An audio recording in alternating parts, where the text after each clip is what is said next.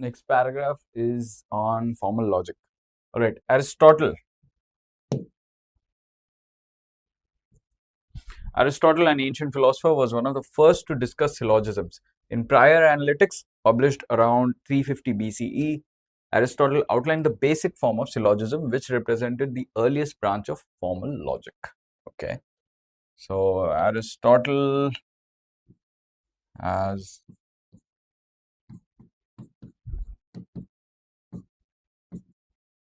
lays the groundwork for what? For formal logic.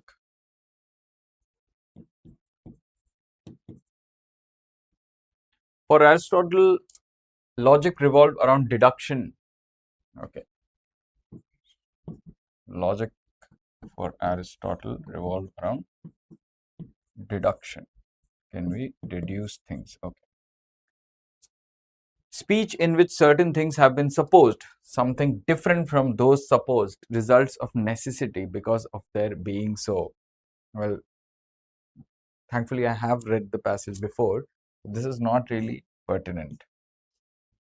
It's explained. So don't break your heads trying to understand this. Okay.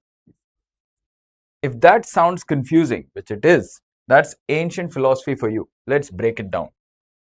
The things that have been supposed are what we now call as premises. So he laid the framework and he said there is such a thing as a premise or premises. What results necessarily from those premises being true is if premises are true, then we reach from premises conclusions. To Aristotle, if an argument was valid, if argument is valid, as in the logic in the argument is valid, it would be impossible for premises x and y to be true and for conclusion z to be false. So if an argument is valid, it flows that if the argument is valid and the premises are true, then the conclusion is also true. Aristotle named this method of proving validity reductio ad impossibile. A syllogism is valid when the denial of the conclusion but acceptance of the premises would lead to contradiction. So a valid syllogism is one where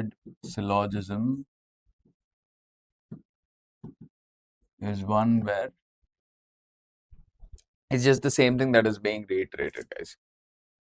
If syllogism, when the denial of the conclusion, for you to deny denial of conclusion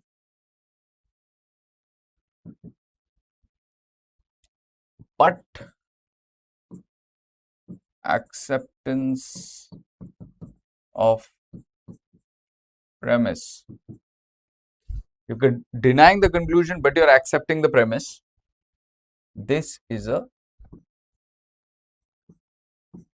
contradiction.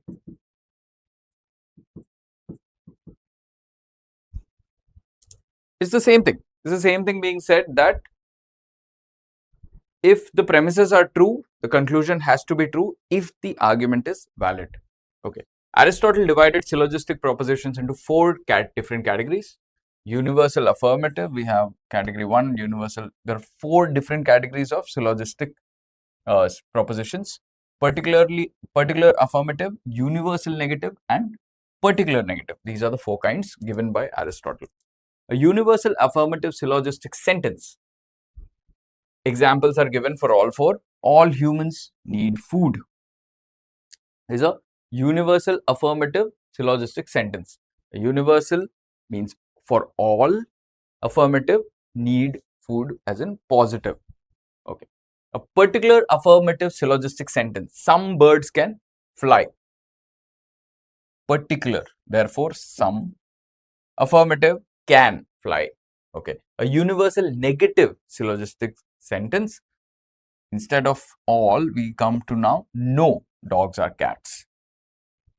Particular negative syllogistic sentence. Not all cars have 4 doors. Okay.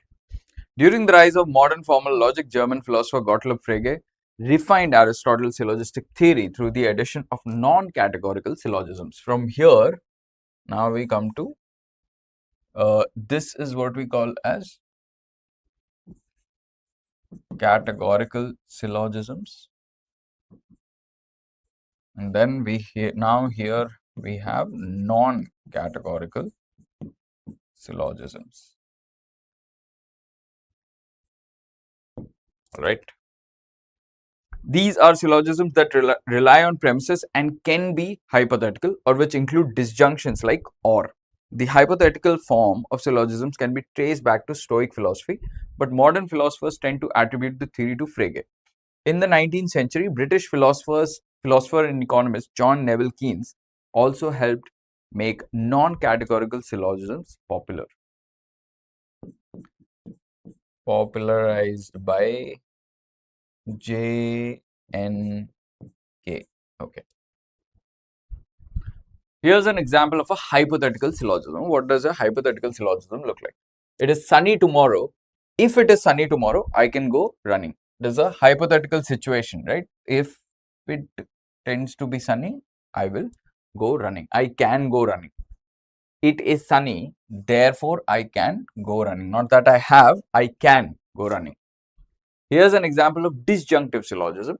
Patrick studies English or linguistics. Patrick is not studying linguistics, therefore he is studying English. All right. In the Begriff shit, he refined Aristotle's system by developing a logical system that explained how quantifiers, words like all and some, work. His system also became the basis for modern computer science.